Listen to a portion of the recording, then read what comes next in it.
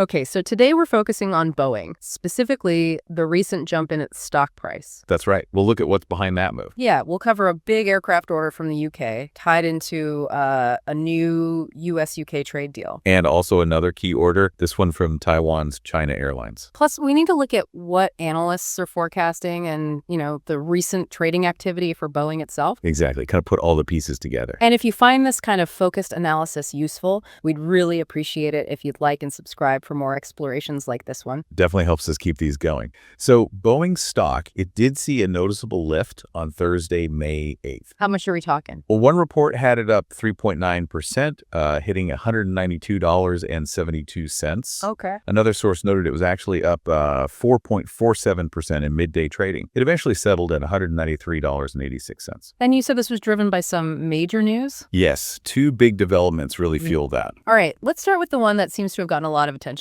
the US-UK trade agreement.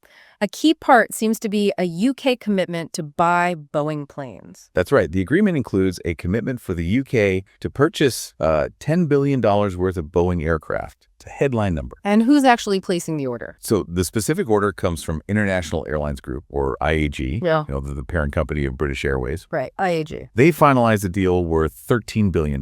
That's for 32 Boeing 787 turns. 32? That's substantial. It is. And there's an option for 10 more on top of that. Okay. And it's actually part of an even bigger investment by IAG, about $21 billion total, which also includes some Airbus planes. Gotcha. So focusing on the Boeing part, the 787 and 10, what are those like? Well, the list price is around $397 million each. Wow.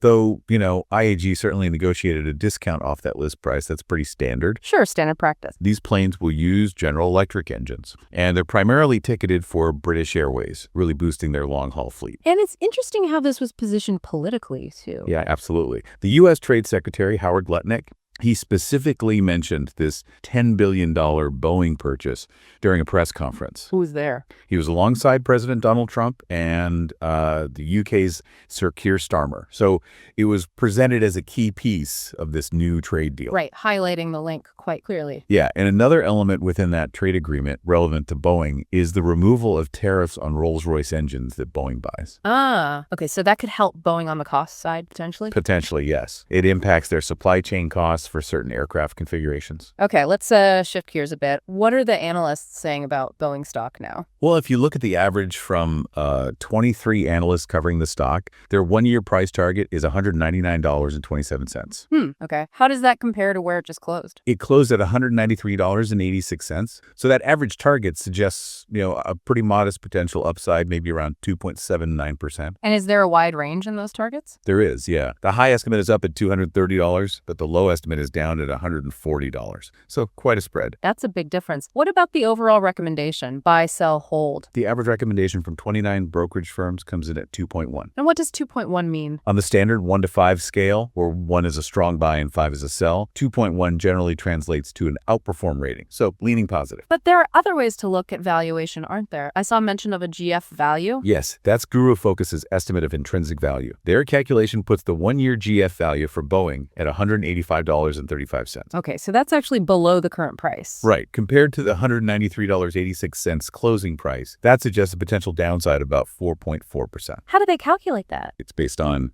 historical multiples like price to earnings, price to sales, also the company's past business growth, and then analyst estimates of future performance. It's a different approach than just looking at market price targets. Provides a bit of contrast then.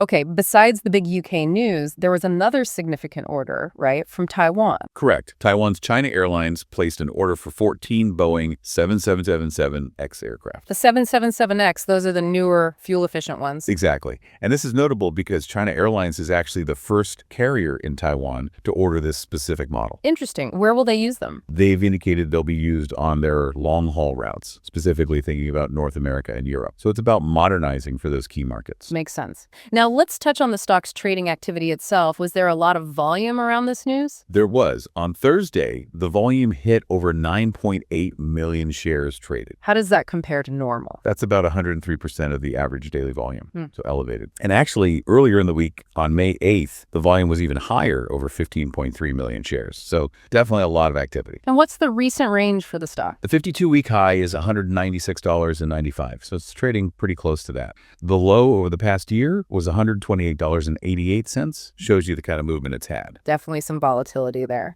We should also probably remember the broader context of that US-UK trade deal. Good point. It wasn't just about planes and engines. No, it also included things like reducing U.S. tariffs on UK cars and UK tariffs on American beef and ethanol exports. Right, so the overall market reaction seemed positive to the whole package. Yeah, the S&P 500 and the Russell 2000 both saw decent gains around that time. Boeing likely benefited from that broader positive sentiment, too. It often works that way, yeah. But it's not all smooth sailing for Boeing, is it? There are still headwinds. Like the situation with China deliveries. Exactly. Deliveries to China are still halted, amid the ongoing trade tensions between the U.S. and China. That remains a significant challenge. That's a big market they're missing out on for now. It is. And on a different note, there was also a disclosure about stock trading.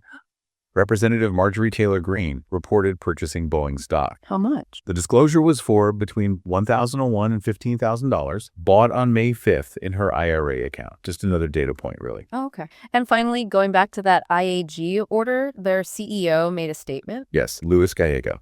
He framed the order as a milestone for strengthening their airline brands, like British Airways, and enhancing what they offer customers, while also supporting their strategy to reduce emissions and lower their unit costs, so connecting it to their long-term goals. Right. It's a strategic investment, not just buying planes. Precisely. So to sort of wrap things up, this recent surge in Boeing stock seems driven by a confluence, really, of positive news. Primarily the big orders. Yeah, the UK order tied into that trade deal, and the order from China Airlines and Taiwan seem to be the main catalysts. And the analyst view seems, cautiously optimistic. Generally, yes. Leaning towards a moderate buy, maybe some modest upside potential based on those price targets. But with that GF value suggesting it might be fully valued or even slightly overvalued. Exactly. So you have a bit of a mixed picture depending on how you look at valuation. So going forward, it seems like international trade developments, hitting those delivery schedules, and just general investor mood will be key things to watch for Boeing. Absolutely. Those factors will likely continue shaping where the stock goes from here. Well, that gives us a good snapshot of the recent situation with Boeing. Thanks for joining us for this analysis. Glad to be here.